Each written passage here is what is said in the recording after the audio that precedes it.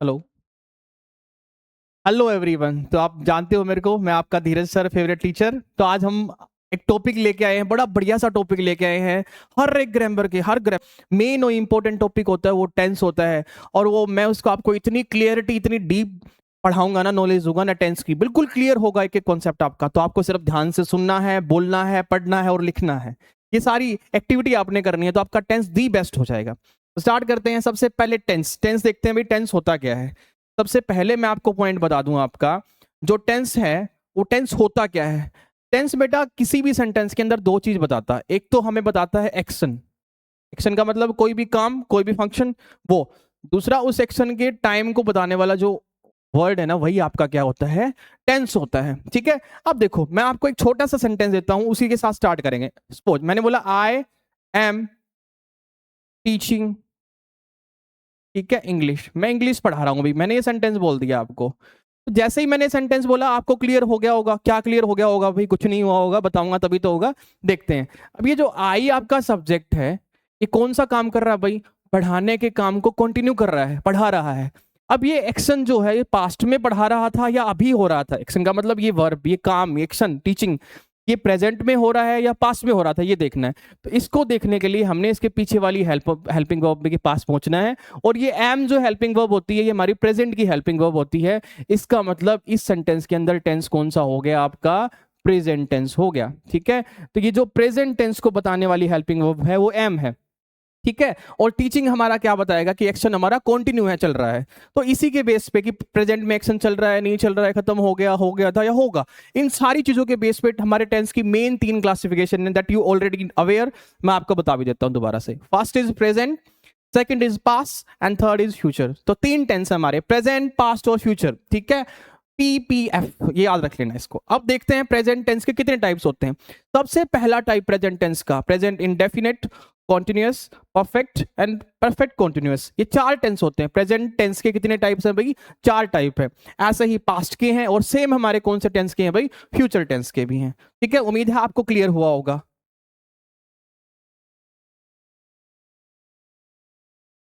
अब हम नेक्स्ट देखते हैं, आगे की तरफ बढ़ते हैं, हमारे कॉन्सेप्ट को आगे की तरफ लेके चलते हैं। मैं आपको बताता हूं कि कैसे हमने किसी भी टेंस को पहचानना, वो प्रेजेंट है या पास्ट है।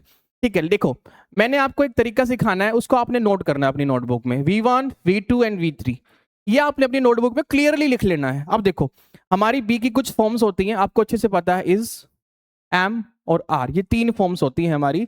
V1 है सारे की सारी। अब आपको पता इज हमारी सिंगुलर है, आर प्लूरल है, और एम का हम किसके साथ यूज करते हैं?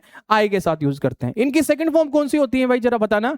वोज और वर होती हैं। ठीक है। वर्ब का टॉपिक टेंस से पहले आता है, पर I will tell you again now. अब हमारी जो थर्ड फॉर्म होती है वो क्या होती है? इज एम आर की, was were, then been third form होती है। अब बात करते हैं डू और डज। अब ये डू और डज जो है, इसमें से आपको पता है डज तो हमारा सिंगुलर होता है, डू प्लूरल वर्ब होती है।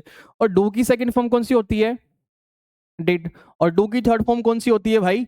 डन होती है। इसको लिख लो, काम की चीज है। नाउ अब अपना आता है हैज और हैव। नेक्स्ट कॉन्सेप्ट हमारा, नेक्स्ट हमारा पॉइंट आउट जो आता है, हैज हमारा सिंगुलर होता है, ये सिंगुलर है। और ये हमारी कैसी वर्ब है भाई? प्लूरल। ठीक है। अब हैज हैव की जो सेकंड फॉर्म है वो हैड है। और थर्ड फॉर्म अगर इसकी बात करें तो वो भी कौन सी है भाई?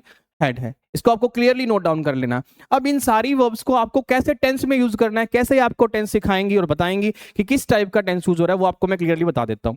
कहीं भी V1 आपको दिखाई दे सेंटेंस में, आपने बोल देना है कि टेंस कौन सा रहेगा सर? प्रेजेंट रहेगा। ठीक है।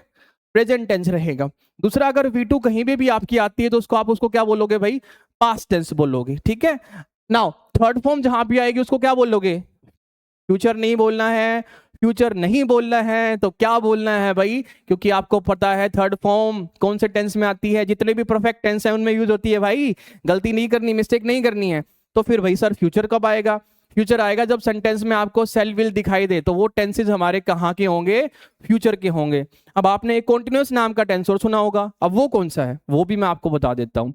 जब वर्ब की फर्स्ट फॉर्म के साथ आपको आईएनजी दिखाई देना, वो टेंस कॉन्टिन्यूअस होता है। It may be present, past और फ्यूचर, कौन सा भी हो सकता है।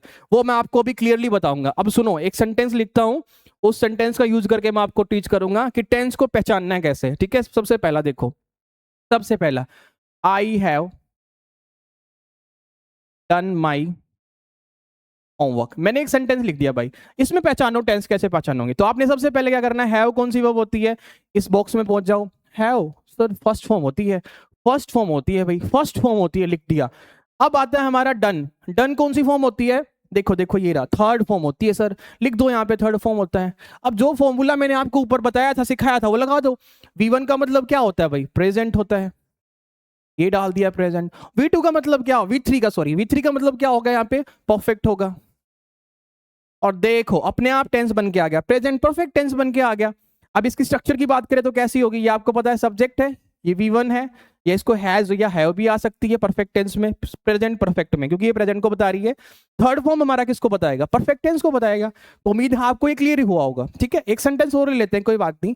जैसे मैंने कहा आई एम टीचिंग, ये सेंटेंस मैंने 2 मिनट पहले आपको बताया था। इस सेंटेंस में देखते हैं, अब टीचिंग के पीछे क्या है, आईएनजी है। ठीक है, तो टेंस कैसा रहेगा आपका, कॉन्टिन्यूअस रहेगा।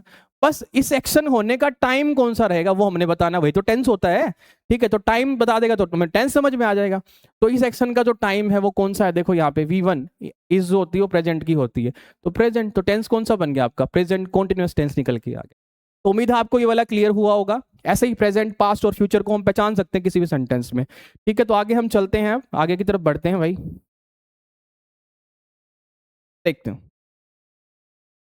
सबसे पहले हमारा कौन सा टेंस आता है, प्रेजेंट इंडेफिनिट टेंस आता है। ठीक है, तो होता क्या है इसमें, जैसे ही गोज टू स्कूल, ये सेंटेंस है।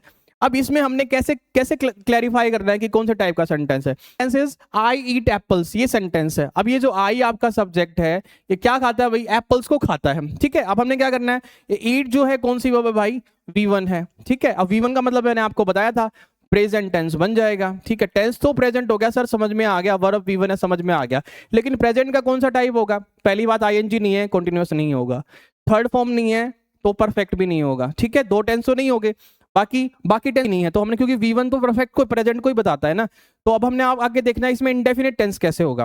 क्या इस एक्शन के होने का हमें टाइम पता है, आई ईट एप्पल, मैं खाता कब हूँ एप्पल, ये बताया है, मैं डेली मॉर्निंग में खाता हूँ। ठीक है, मॉर्निंग में एप्पल तो खाता हूँ, लेकिन वो टाइम फिक्स तो नहीं है ना, इंडेफिनिट। मॉर्निंग का मतलब तो बहुत बड़ा शेड्यूल है।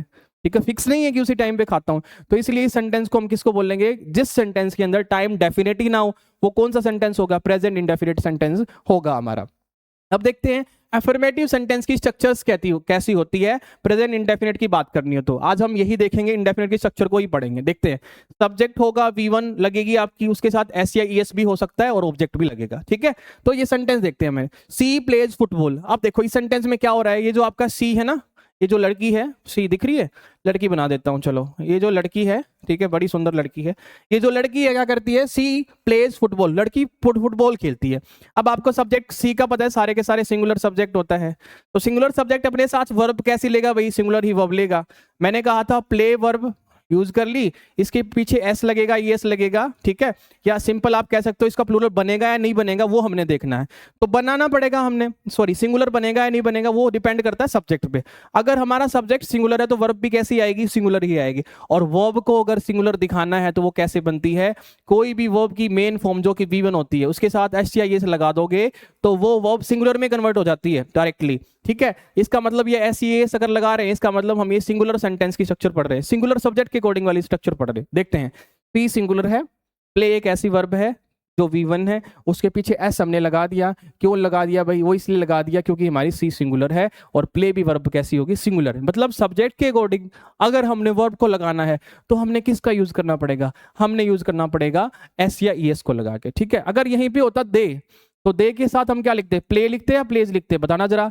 प्ले लिखते, दे प्लूरल है, और प्ले अकेला कैसा होता है, अकेला V1 प्लूरल होता है। ठीक है, और S या ES के साथ क्या बन जाता है, वो सिंगुलर बन जाता है। ठीक है, लड़की बड़ी अच्छी है, अभी भी देख रही तुम्हारी तरफ। ठीक है, तो उम्मीद है आपको समझ में आया होगा। 1-2 सेंटेंस और रिपीट कराता हूं। ही रीड्स द बुक, इस सेंटेंस में ही आपका सिंगुलर सब्जेक्ट, रीड्स आपकी वर्ब, ठीक है, सिंगुलर वर्ब। ठीक है, V1 का यूज हुआ है, प्रेजेंट इंडेफिनिट टेंस है इसके अंदर भी। नेक्स्ट सेंटेंस आपका, दे वॉच मूवी। अब दे वॉचेस नहीं आया, इसका मतलब दे हमारा कैसा सब्जेक्ट हुआ, प्लूरल सब्जेक्ट है। वॉच हमारी कैसी वर्ब है, प्लूरल वर्ब है। ये प्लूरल वर्ब, ये सब्जेक्ट कैसा है, प्लूरल सब्जेक्ट है भाई, इसको याद रखना क्लियरली। ठीक है, नेक्स्ट हमारा, द डॉग बार्क्स लाउडली, कुत्ता बड़ी जोर से भौंकता है। ठीक है, द डॉग हमारा क्या क्या है, सब्जेक्ट है, बार्क्स कुत्ता भौंकता है, एक कुत्ता है, सिंगुलर डॉग है। सिंगुलर है भाई, ये सिंगुलर सब्जेक्ट है, तो वर्ब भी कैसे लेगा, सिंगुलर वर्ब लेगा, ठीक है। और कुत्ता भौंकने का उसका वे कैसा, कितना लाउडली, बड़ा जोर से भौंकता है, तो वर्ब एक्शन कैसे हो रही है, लाउडली, तेजी से, तो इसको हम एडवर्ब बोलते हैं। वैसे बता दूं, आगे टॉपिक पढ़ाऊंगा मैं आपको, वर्ब का होने का तरीका कैसे, ढंग कैसे है, किस वे में हो रही है, दैट इज कॉल्ड एडवर्ब। तो लाउडली हमारा क्या रहेगा, एडवर्ब। तो thank you so much, next video में मिलते हैं आपके साथ। उम्मीद है आपको मेरा सेशन ये पसंद आया होगा, समझ आया होगा, ठीक है। कमेंट करके जरूर बताना मैंने कैसा रहा एक्सपीरियंस आपका tenses. Thank you so much.